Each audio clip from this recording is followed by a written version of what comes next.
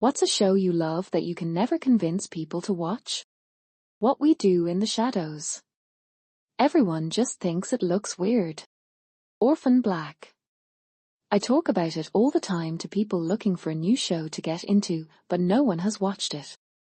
Definitely The Leftovers, but no one ever gives it a chance. Battlestar Galactica, 2004. Over the Garden Wall. Most of my friends dismiss it purely because it's animated. It's a work of art and hits extremely hard along the way. It's extraordinary. Galervant.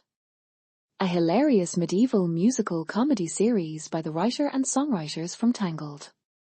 It has a few SOSO episodes, but there are so many good ones I definitely recommend it. Taskmeister. Pound for pound the most entertaining show ever, and it's all free on YouTube. Archer, presumably because it's animated. The writing is insanely good, especially the first 6 seasons. And after a while, you forget that the characters aren't real. The Expanse. People see space and check out, but it's actually the best political thriller of the decade. Reno 9/11 is the greatest TV comedy ever, and the amount of people who have never heard of it is a crime. The Marvelous Mrs. Maisel. Imagine all the vintage vibes and production value of Mad Men, but with characters that aren't all caricatures and a lot more well-written comedy that still doesn't cheapen the drama. Murderbot. The book's are sort of niche but well-regarded, and the show came out and was spectacular and close to the books, but just nowhere one I've suggested it to has watched it. It's sci-fi about an android security unit who breaks his governor module and gets free will but keeps working his job and just wants to be left alone to watch his cheesy soap operas. Trailer. https youtube.bavaodioikeys, SIMG7YK for WAFPYWQ2P8. Dark. Trying to pitch it makes you sound insane. Okay, so it's a German time travel mystery. You have to watch it with subtitles because the dub is terrible. Also, it's incredibly bleak, and by season 2 you will literally need a family tree flowchart open on your phone to keep track of who is who. For some reason, telling people a show requires active homework doesn't win them over. No one in my family will watch The Haunting of Hill House. Or Midnight Mass. None of them like Spookascary. But my mom will watch all her shitty reality TV. BoJack Horseman, weird animation and humor, super depressing at times. Minus 1010 show. Crazy Ex-Girlfriend. I think it's just the title. It's meant to be extremely self-aware, but it turns a lot of people off, thinking the show is something other than what it is. Parks Rec. Because people always watch season 1, when it was finding its stride and frankly wasn't very good. And are then resistant disbelieving when I tell them to try again starting at season 2. Jury Duty. I found it hilarious and also kind of endearing. Better Off Ted. It's a criminally underrated and hilarious show. Altered Carbon. No one listens to me. Since first watching The Shield, I've recommended it to everyone when we discuss TV shows. Pretty sure nobody I've suggested to has even tried one episode. Mr. Robot.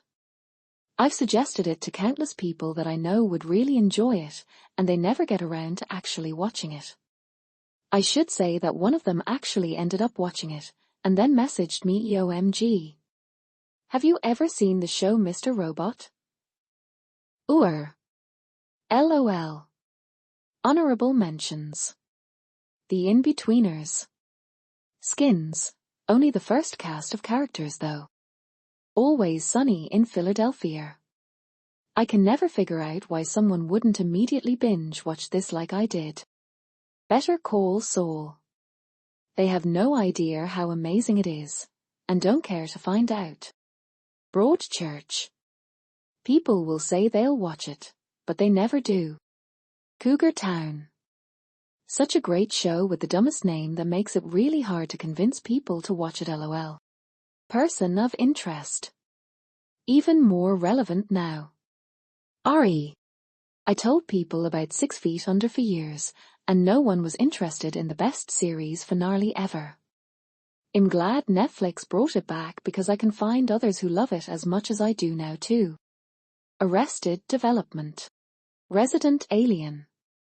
For Real. Black Mirror.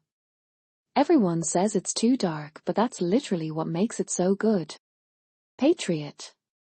It has an overwhelmingly generic title that makes it sound like a right-wing Tom Clancy ripoff, and the Amazon thumbnail makes it look like a cheap Jason Bourne clone.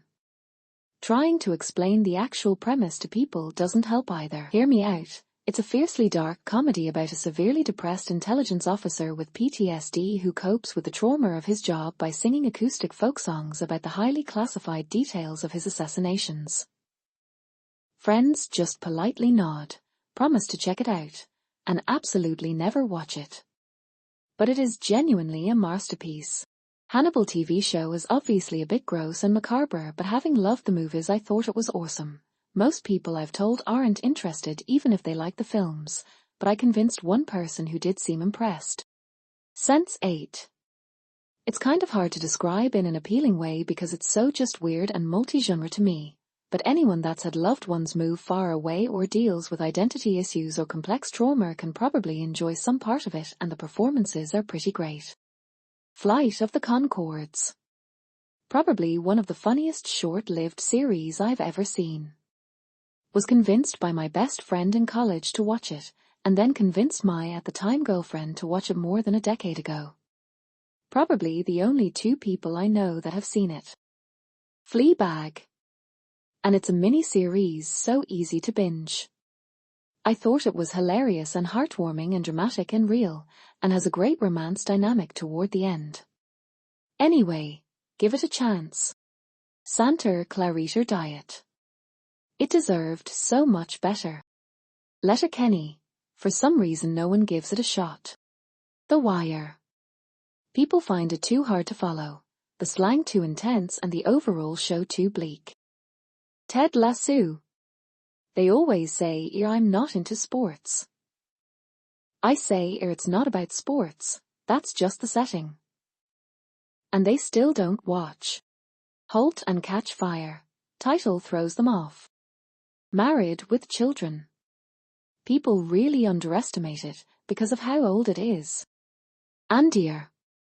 I absolutely cannot get anyone to watch Andir, mostly because SW television series have built up a reputation of being lighthearted and campy at best. When I try and sell it as a gritty action espionage series, people just don't buy it. Warehouse 13. It's my comfort show, and sure it's a little silly or out there sometimes, but it's such a creative idea with delightful characters. Third Rock from the Sun. One of the funniest, best acted, with lots of well-known actors, most entertaining comedy series ever. Yet most people I know just shrug it off.